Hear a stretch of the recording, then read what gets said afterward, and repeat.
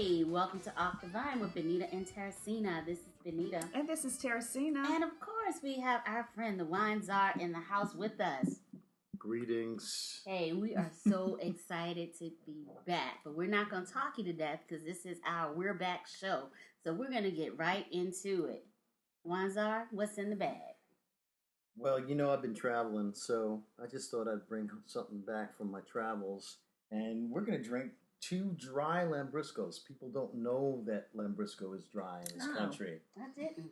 So we're going to have some dry Lambrusco, and I'll tell you, I was so anticipating visiting this producer. They're called Venturini Baldini. And that's Italian. Oh, we like that sound. We like that sound. And I need some empty glasses. Yeah, I got you. And so they are located in the Emilia-Romagna area, and so that is sort of pretty much north. As Terricinia breaks some glasses, It wouldn't be right if she didn't. and That's the truth. Tear it up, Terricinia. Tear it up. this is the land of Lambrusco. This is the land of Parmigiano Reggiano. This is the land of balsamic vinegar. And so, in this country, we drink sweet Lambrusco because we got sweet teeth in this country. But in Italy, the kids drink the sweet stuff, and the adults drink the dry Lambrusco. Well, So- we're being very adult because this is pretty dry. Yeah, Yeah, it's like that's a pretty red dry. champagne. So I mean, you're gonna have here grapes like Monterico and Salamino and Grasparoso. These are all the grapes that you find in the Emilia-Romagna area where they produce Lambrusco. Pretty much to the north of the region, very close to the Lombardia and the Piemonte area, and beautiful, beautiful hill towns everywhere in this area. If you've ever heard of Carrara marble, we drove on the highway. We drove past the mountains where all the Carrara marble is harvested from. So it's just really cool, and I just thought this would be a fun way to kick off our welcome back, to have a little dry Lambrusco. Now, Terricinia, you drinking both glasses here? Oh, no, here you go. It's Oh, there you go. We got so many glasses on this table, y'all. I know. I mean, They're all red. I'm just pouring the wine, and I don't have anything to drink. Well, this one is very dry, and as you said, most of the Lambruscos we drink tend to be far more fruity. Yeah. Yes, lots more sugar. But this is just so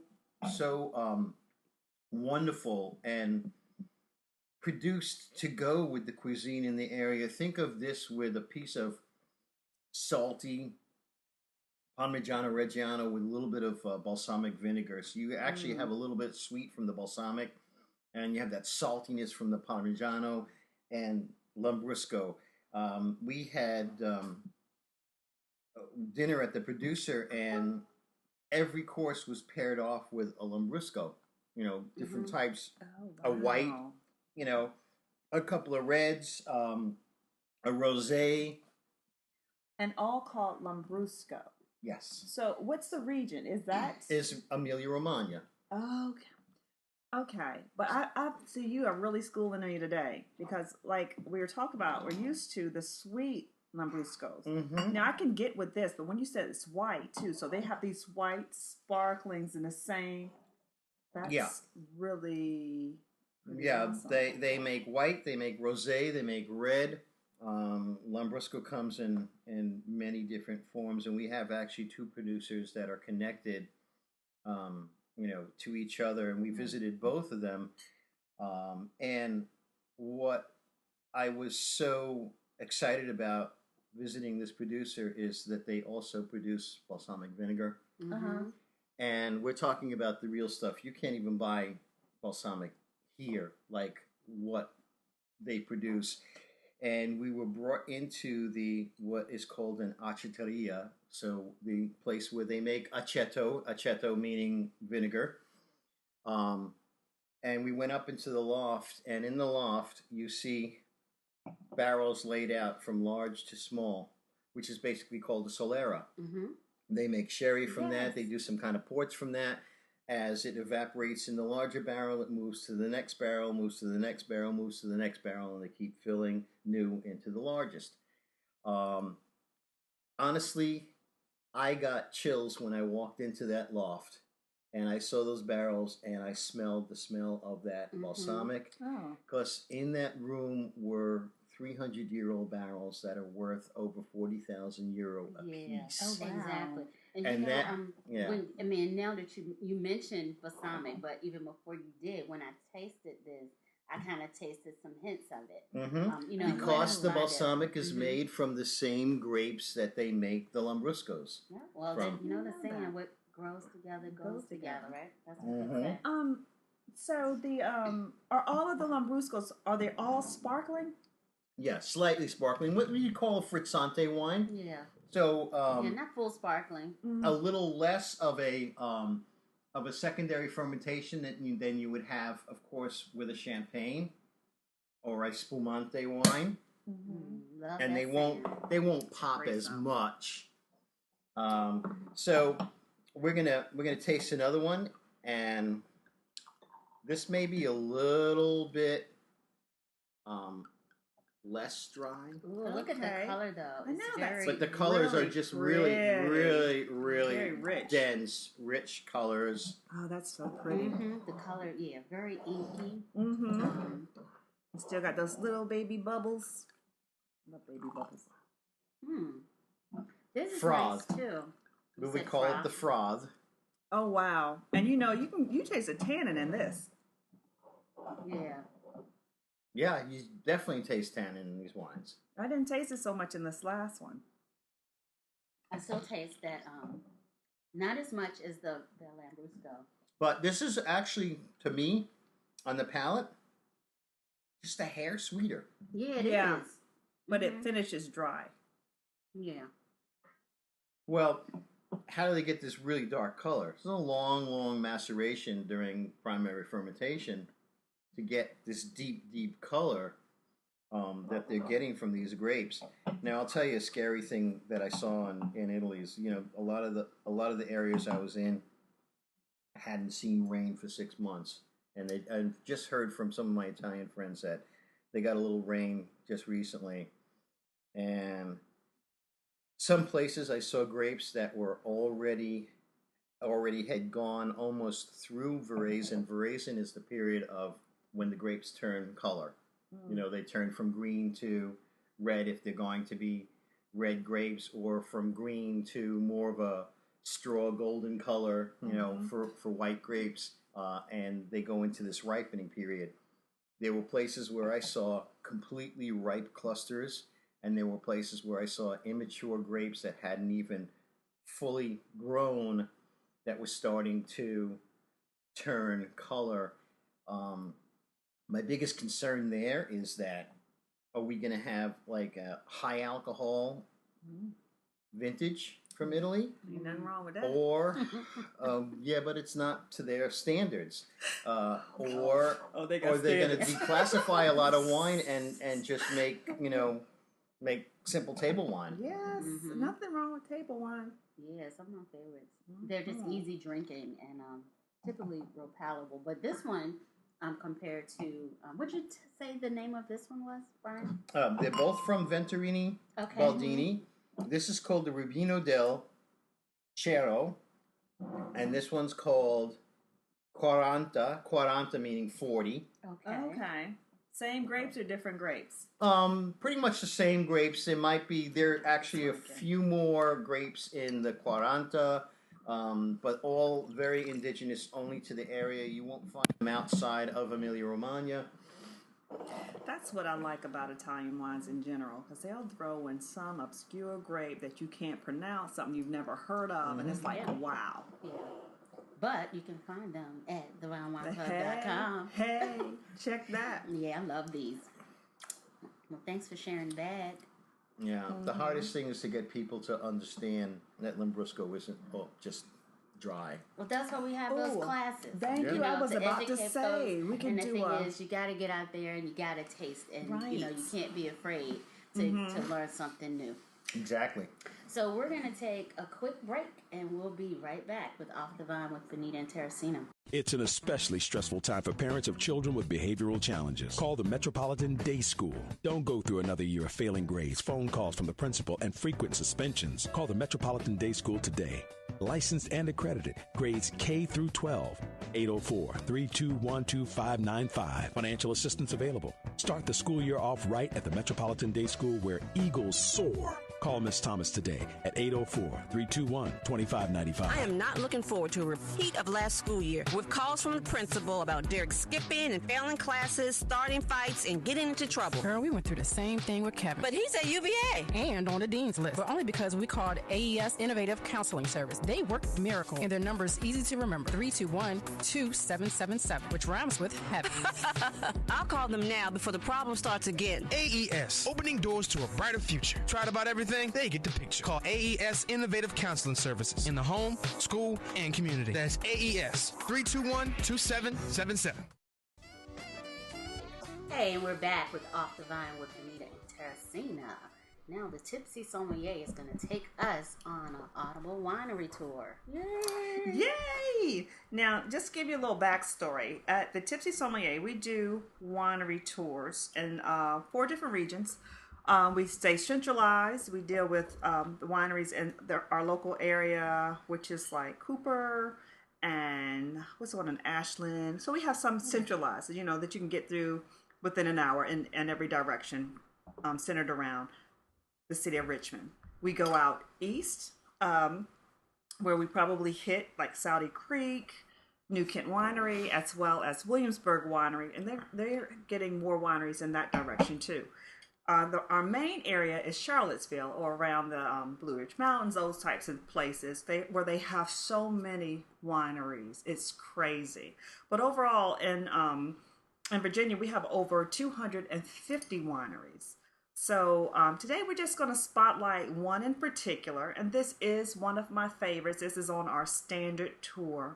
I always say it's on our standard tour for now, because as we explore other wineries, we like to show our guests these different beautiful wineries. But we're going to talk about Pippin Hill Farm and Vineyards today, and I love this one because it is by far one of the most beautiful scenic vineyards we have. And where is it? It's in the western part of the state. Let me tell you the city though, or the town. County area? No, that's like the Loudoun County ones. They're like north. This one's like more west.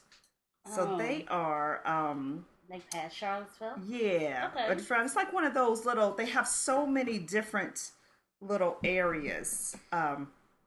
So maybe the Shenandoah AVA? Yeah. I really need to bring my map in here when we do this segment. So I'll start doing that. But anyway, they're out in the western part, but it's really, honestly, breathtaking doesn't really describe it. That's just like, it's one of those places that you go and you just want to sit, even with, and this is coming from me now, with or without a glass of wine. This place is absolutely beautiful. You get a nice view of the mountains. You get just the way they have the whole building, the tasting room, the lands, the vineyards, everything. It's just so incredibly beautiful. But one of the things that I love about them, which is really the most important thing, is that the wines are really good. Yeah. Virginia is just growing in what they're producing. Mm-hmm. I remember when I first got in the industry 12 years ago, Virginia was known for its Viognier and Cab Franc. But now it's like they're producing such a variety of things. So what do you remember? I know you get to go to so many of the vineyards. Do you remember what grapes they produce? Yes. What varietals? Yeah, they have a Chardonnay, a Cab Franc, which most of them have that, Viognier, and they have some other, I know they have like a dessert wine. Let me see here. I wonder, do they retail? Because that's one of the Virginia. I mean, there's so many Virginia wineries, and it's hard to say. You know all of them. Mm-hmm. But I've never tasted Pippin Hill. Okay, and that's one thing. I don't know who their distributor is, but I have to say I have never seen their wines on the shelves. It's possible that they are self-distributed through the Virginia distribution. Yeah. Yes, and I believe that's the case with them. We're encountering that with some of our Virginia producers that I represent, that they also self-distribute, and it gets a little confusing where I can sell and where I can't sell, and that's an interesting challenge. Mm-hmm. For you as a distributor, me as a retailer, how do we get these wines to our customers, and what's the channel? Right. It looks like on the map they're not far. They're in that valley south of Charlottesville, and we represent Veritas. Yeah, and Veritas has been through the the Virginia distribution company for years, and now I go into accounts in Shenandoah Valley and like, oh no, we already buy it from them. I'm like, okay. So they buy it direct, and then I get that. So would that that is kind of challenging. Would that be the Shenandoah AVA or Monticello? Let me look. I'm just gonna look at y'all. I'm not sure of the geographics, but I know I actually Googled it, and I know that it's in that same area. Kind of Afton Mountain. Mm-hmm. A little south of Afton Mountain. Mm-hmm. There's so many up that way. I took a class while we were gone, and we'll talk about that later in the show. But I took a class, a bottling class up at Stone Mountain. Y'all ever been there? Yeah. Are those wines good? Did you taste the wines? Well, they used to be very good. I don't know where they are now. They're different. They have a different owner, a couple, different winemaker, retired policeman, and I forgot what she did. I think healthcare maybe. They bought it. They have a different winemaker, and I'm gonna say they're just getting started again. So when you say, I used to love Stone Mountain wines. Yeah. We did a tasting this time. I used to love Stone Mountain wines. I got you. You like me. I got you. Mm-hmm. Yeah. They're going to get there, but not today. There. But they got, I mean, it's for your palate. For your palate. It's gorgeous. It's a beautiful place, as you described Pippin Hill. It's one of those places, if you look on my Instagram at Vine Wine Club, I have some pictures. But it's a beautiful place, kind of over, it's on top of a mountain. I mean, we probably drove up a mile to get to it. I mean, like up a dirt road. I mean, when they say State Route 653 or whatever, like that ain't no it's like Dyke Road. That's an alley going up in the mountains. Because it's all gravel. You're afraid to pass because you may like tip over. You can't see. Oh my gosh! It was real crazy. So but it's beautiful, and a lot of these vineyards, I'm sure if you take a trip with the Tipsy Sommelier, if you're looking to get married or have a birthday party, some great event, these great places are awesome spots. Yes, Pippin Hill especially, and they're in a little town called North Garden. So like so a lot of like Projet, all these little towns are right here, but they're all close to right there. The Wisdom Oak. They have the North Garden address as well. And that's another vineyard that changed hands. And the wines are actually amazing. I did. I met the owner in my class. He was learning to bottle just like me. Yeah. Awesome. So we are going to wrap up this segment, and we'll be right back with Off the Vine with Benita and Terricinia. So we're back. And I want to talk about wine myths debunked. Oh. So I was reading this blog, and I got a good friend, Von Vino. He's out of DC. He's a blogger, and so we're in this group on Facebook, and a lady she wanted to talk about different wine glasses, and we got a ton of different wine glasses. Just looking on this table, we got a ton of different shaped wine glasses. And so he pulled out a blog that he had written about a year ago, describing, like, way too deep for me, but describing all of these different wine glasses and what wine, what glasses should be used for what, and he was talking about how important it is. So just a couple weeks ago, did y'all know that Wine Enthusiast has a podcast? No. Now you know. Whoa! So I was looking to their podcast, and it was Wine Myths Debunked. And so one of the things they talked about was wine glasses. And so I was like, okay, let's see what the experts say, because they were interviewing this lady, and she was really, like, I don't know if she was a som, but she was some wine expert.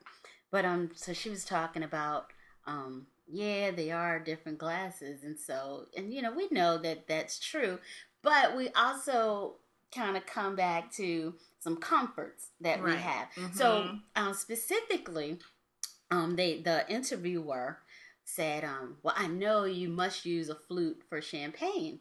Okay. And so, we're used to doing that, but the expert or the person being interviewed, she's like, really, that's not the best type of glass to really taste champagne. What? Because you can't really get a good nose out of the flute. That's true. Mm-hmm. So might as well just stick a straw in the bottle. You may as well.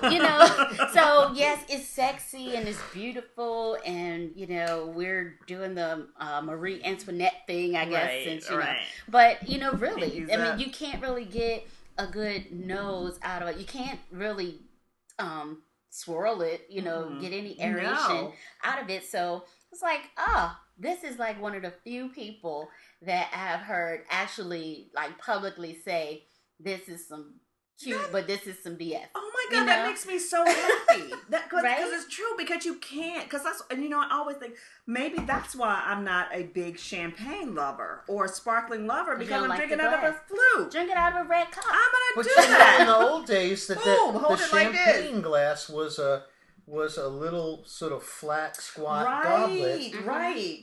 That they did like in Mad Men. They used to say that the perfect woman's breast was the breast that fit into the goblet or whatever. Well, Marie must have smaller breasts. Yes, but it was this open. It was this much more open glass, and you could smell the aromas of the champagne. Oh my God! But I'm with you. Because you don't smell you find yourself a nice sort of simple 16-ounce glass. Yes. And then you can drink whatever you want. And this lady, she was so funny. And she's like, well, I'm a big girl. I like a bigger glass. Love her. I was like, yay. Mm-hmm. So there are a lot of wine myths. So, my point is, there are so many wine myths. Right. Some things, have a historic meaning. Some things are just, you don't want to buck or be outside the box. You just want to fit. But it's so many things that we do just because it's been done. And it's the same thing. People say, why is a Chardonnay bottle shaped like that? Why is a Cab bottle shaped like that? And what I found out is that it's based on availability. They can logistically say, oh yeah, this is what, works better in this glass, but oftentimes that's not the case. Yeah. Well, I also think some of the shapes that I think originated in France, like the Bordeaux bottle, right? The Bordeaux bottle, the Burgundy bottle, may have had to do with the way they were storing and aging the wine, and how the bottles would stack. Right, and you need color, because if it's something that you need to protect a little bit more, you need the dark bottle or the green. Plus the shape, and how they wanted if it was an unfiltered wine. How they wanted the yeast, where the yeast to settle, and how they wanted it to settle in the bottle, and create your sediment in a certain area, so actually it would be easier to pour. Mm-hmm. All right. Well, Wine Myths Debunked. So I love that. Thank you. Is wine is for everybody. So do it your way. Exactly. So we are about to take another quick break, and then we're coming back because we're back with Off the Vine with Benita and Terricinia. Back. Hey, Chocolate Chip, wanting to know, are you ready for some football? Sunday, October 29th at 4 o'clock p.m. Cowboys and Redskins. Bus leaves 11 a.m. at Oak Hill Shopping Mall by Food Lion. Destination FedEx Field, Landover, Maryland. Tickets $375, non-refundable, limited amount of tickets. Buy yours today, $100 due now. That's the Cowboys and Redskins. Call 804-852-6276 for Ben Jones and Al G. Jones at 833-2661. Cowboys and Redskins, October 29th. We're back, and for real, we are back. We are it has been so 9 back. months. I can't believe it's been that long since we. You know what you can do in 9 months? Have a baby prematurely. But, Wait. Wait. I don't want to hear any of this about my girls. Nah, we're done with that. But it's been so. I missed y'all. I know. I missed y'all too. So we're back. We're on a new network. We're on our own network. So we're independent. We're grown and independent. That's right. We're doing big girl, big boy things. So what y'all been doing? We gotta tell our listeners what we've been doing since we've been out here, and we haven't been sitting idly. Right. We've been doing stuff. It's been crazy. It's been crazy good. It's like we are growing these businesses. I think the Tipsy Sommelier, we've been doing a whole lot of corporate team building events, a lot of the painting and wine, the winery tours. We're focusing on Holy Picasso, where we do it for the painting events for the churches. We're focusing on community events, where we bring our wine events to your community. So it's been crazy. Birthday parties, every type of celebration. I mean, and I like it. And the Groupons are really, that's been crazy. Yeah. A top seller. Groupons are awesome. Yeah, I didn't even know. Top seller. So Okay. we've been working. Groupons are a great way to meet new people and to introduce people to what you do. Yes. So, good job. And and what I find, it has been like 2 years. I've had this Groupon out there for this is probably like year 2. But it's been weird because I'm distracted. I'm sorry, I'm so funny.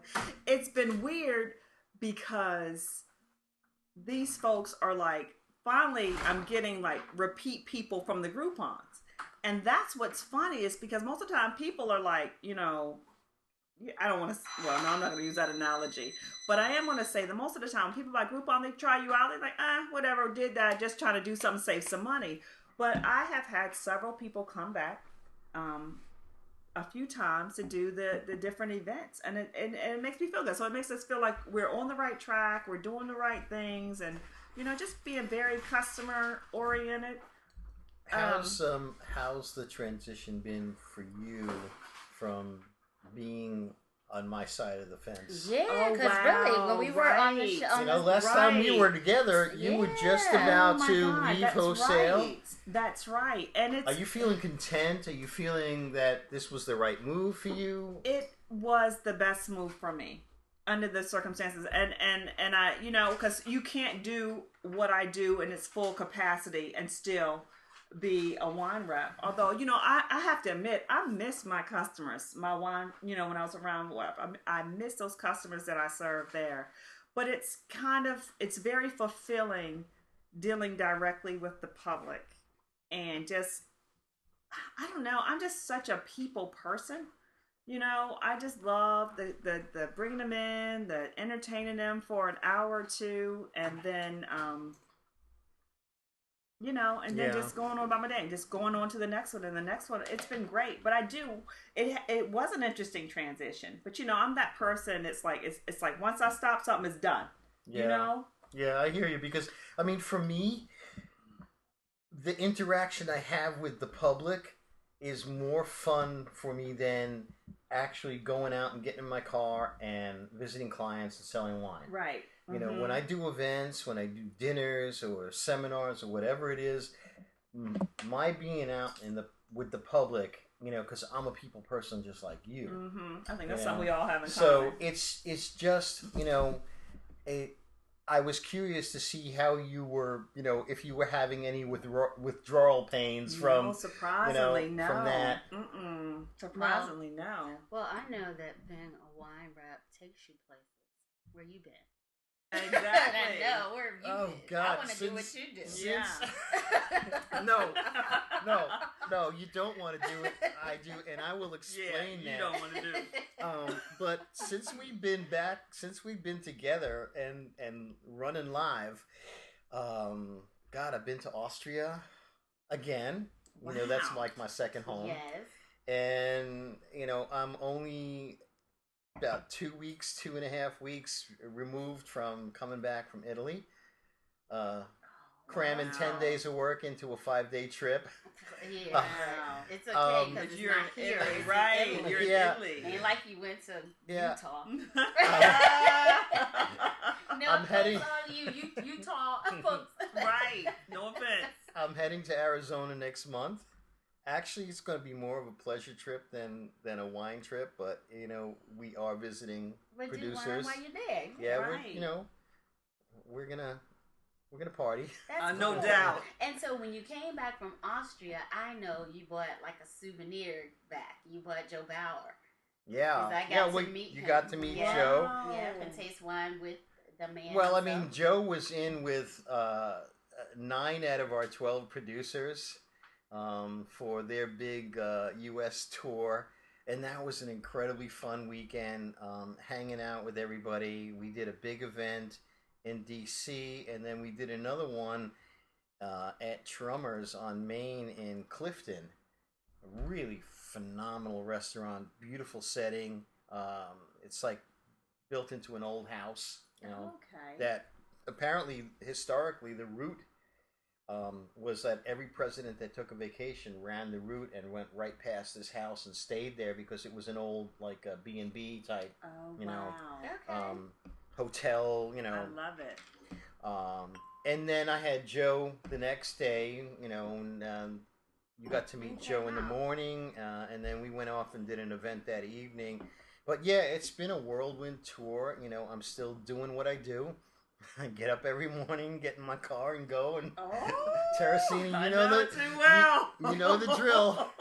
You know the drill. Load that bag up. It's just like, but you've been like running around like crazy. Yes. But when it's you're all building, pleasure, though. it is pleasure. I have no complaints. But when you're building a brand, you're trying things. It's like you touch the iron, you get burnt. It's like, oop, I don't want to do that no more. But you still have to get out there and you have to try. And so since we've been gone, of course we extended the exclusive blacklist into a weekend, and that was awesome. It was we added incredible. The conference, and we had Chef Rock Harper as our special guest. And Chef, he was the season 3 winner of Hell's Kitchen. Oh, right. And so and that was great. It was just a good experience, and he left a phenomenal message. Yes. To folks who came. And of course, we started our own network.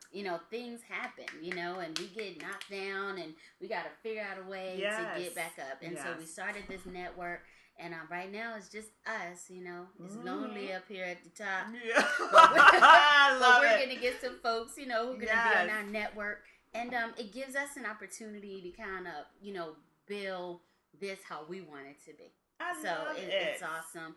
And I want to start doing a little bit of wine travel. When I had the stores, we took some trips. We took folks to Napa and Sonoma and Italy even. So I want to start doing that again. So in September, we're going to Oregon. We're going to explore the Willamette Valley wine trail. And, it's a big beer market out there too. Did not know that. Beer. And some other stuff. So it's gonna be a lot of fun, and we're just looking forward to it. And so just back to building a network. We want to bring folks on this show who we're wine folks, but we're so many. We do so many other things. We all love to eat. Yeah. So we want to talk about food And love to cook. Yeah. Oh, yes. Red plate special here. Yes. So, we You want need to bring some of that in here. So there's so many things. Not when there's a real chef in the house. Oh, right. I know. We want to bring on, like you talk about the Holy Picasso. There's so many organizations and industries that we can touch with wine. Right. And so, you talked about serving the church, and I always say wine is communion, That's right? Because we drink it and we get together and we talk about just about anything. So we're going to have, a variety, very much like the last, when we were on the other network. Right. We're going to bring a variety of folks in here to talk to us about what they're doing, while we drink wine and do what it is we do. But wine just brings so many things together. It brings people together. It brings cultures together. It just brings so many different things that we do in our lives together, and it's just like wine becomes the center of the universe and the focal point. You know, it's about food. It's about people. It's about so many different things. Wine is art. You know, so it's great because we are, you know, dealing with the center of the universe and then kind of expanding out from there. And that makes a great point. I did a class. It was just private class, just 4 women, and we had a great time in the class. And so at the end of the class, I was talking to one lady more than the others because she was the one that had coordinated everything. And so she was saying, "Oh, I want you to do this. You know, it's just gonna be us because those two." And she kind of whispered. They had like polar opposite political views, totally opposite. Right? And Where's so she find them at? But it was just funny because in this wine class we were all best friends, right? And, you know, and Why so as she that? shared some things, you know, about like their ways of thinking politically and socially, it's like, okay, in any other setting, they might not even like me, right? You know, right? But with a glass of wine, and I'm besties. educating about this wine. We were all good. It's amazing how we don't see color except for red and white. Exactly. That's right. When we're drinking a glass of wine. Yeah, we need to drink more. Yeah. That's a great political campaign. Yes, you know, it is. and we have like one of the best branding teams in this room right now. So I'm sure her head is about to blow off her shoulders. Yes. Right now. Yes. The best. I'm sure her head is about to blow off her shoulders because she's thinking about what she needs to do with that, and she probably can't wait to get home to do it. Yeah. But I am looking forward to, you know, this show, and and we're going more towards a podcast. Oh, like that. So we're gonna do some live shows. Sometimes we're gonna actually stream them. So Terricinia, we can't wear these pajamas. Man, I'm gonna keep my I love box wine tee on though. When you sent out that email, you know what I said about pajamas. You didn't want to see my pajamas. So yes, we need to. You know, we're going to stream some. We're going to do some Facebook Live, but we're also, you know, we're going to have these shows easier for you to find on our website. And I wish right now somebody would look at me and mouth what the new website is, because I know I bought it, but I forgot.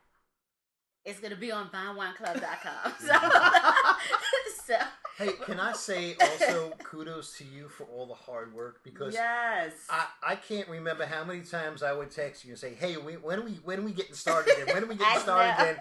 And I know how hard it was for you to get this all together. Well, thank you, but I have to give kudos to Invincible Labs. Hey, they are a remarkable right team, here, and they make sure you do it right. Yes, they do. And like, you know, you go to sleep at like 2:00, and you think you did good because you stayed up till 2. They send emails at 3:30.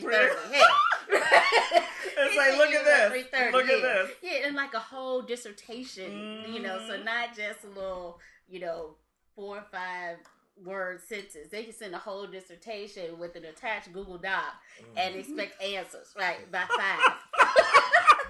So I love them. Yes. Thanks to them for getting us back. I remember the first one, and I responded back. I says, "Wait a second, we have 8 minutes for this, and 3 minutes for that, and 2 minutes for that." We're serious. But let me tell you, yes, I am so happy that we're as spontaneous right now as we've always been in the past, which is the way it should be. Order can still be fun. That's what it's called. Order can still be fun. Of course. Well, yes.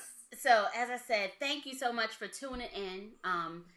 Thank you for tuning in the future, and we invite you to share these links with your friends and your colleagues, and we promise you're going to have a good time and be on this ride with us. So we're going to take a last break, and then we're going to come back and wrap up our show, and so we see you after the break.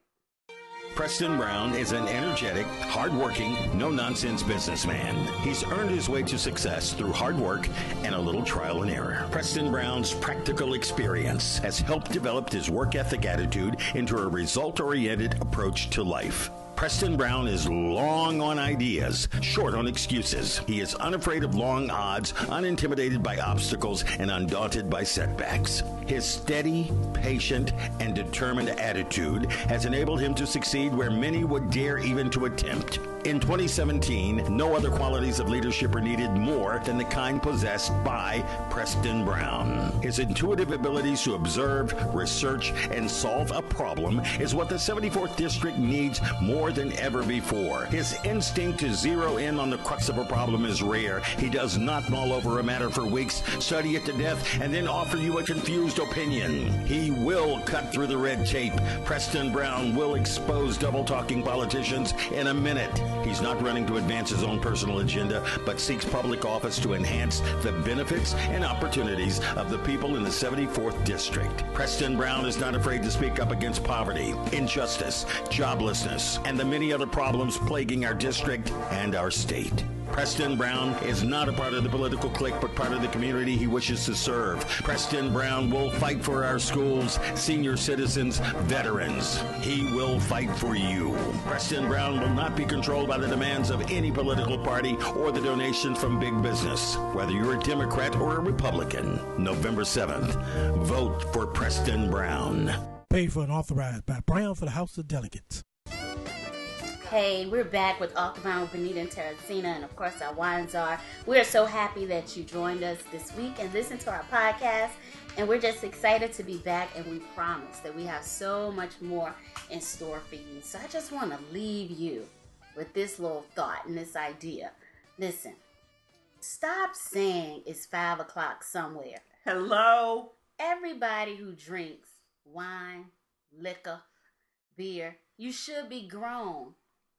Why you gotta wait till 5 o'clock? You gotta wait till 5 o'clock. You're a grown person. I wake up in the morning thinking about finishing this bottle of wine that I opened last night. Thanks, B. And most of the time I got a half a glass of wine sitting on my nightstand and I need to finish.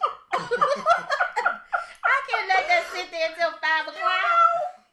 It's like you look at your clock like, am I going to drink this? It don't make no difference. You must have been hanging out with me during my recording days. When I wake up with the pizza and the half a glass. Yeah, like you breakfast. gotta finish that. That's right. Then you gotta finish that. So stop saying. Look, we fist bumping in here, y'all. 5 o'clock somewhere. Stop judging, and most important, don't let others judge you. We'll see you next week on Off the Vine with Benita and Terricinia.